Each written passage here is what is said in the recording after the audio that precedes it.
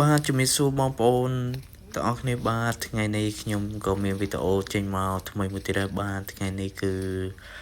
មកដល់ចំការរបស់ខ្ញុំទៀតដែរបាទគឺថ្ងៃនេះខ្ញុំបង្ហាញពីដំណាំក្រូចឆ្មាបាទបងប្អូនមើលទៅនេះគឺជាក្រូចឆ្មាធម្មជាតិពិតនេះគឺជាអ្នកម្ដាយខ្ញុំផ្ទាល់គាត់បានមើលថែដំណាំស្រោចទឹកបាទចំពោះដំណាំក្រូចនេះយើងត្រូវតែថែទាំវាជានិច្ចយើងត្រូវតែបោចស្មៅបោចវល្លិវាហើយដាក់ទឹកជាប្រចាំបាទនេះគឺជាផល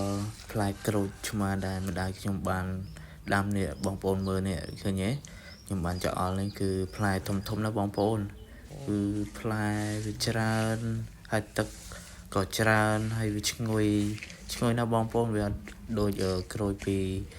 ខាងមកបងនេះបងប្អូនមើលឃើញទេខ្ញុំបេះមើលធំជាងដៃរបស់ខ្ញុំទៀតបងប្អូនមើលទៅគួរឲ្យហើយធម្មជាតិប៉ុណ្ណាបងប្អូនយើងគ្រាន់តែច្បាច់ទៅគឺធំក្លិន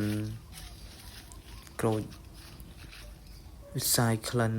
ទៅឈ្ងុយឈ្ងុំបងប្អូនបាទបងប្អូនត្រូវការអាចតំណបានបាទអរគុណច្រើនជំរាបលា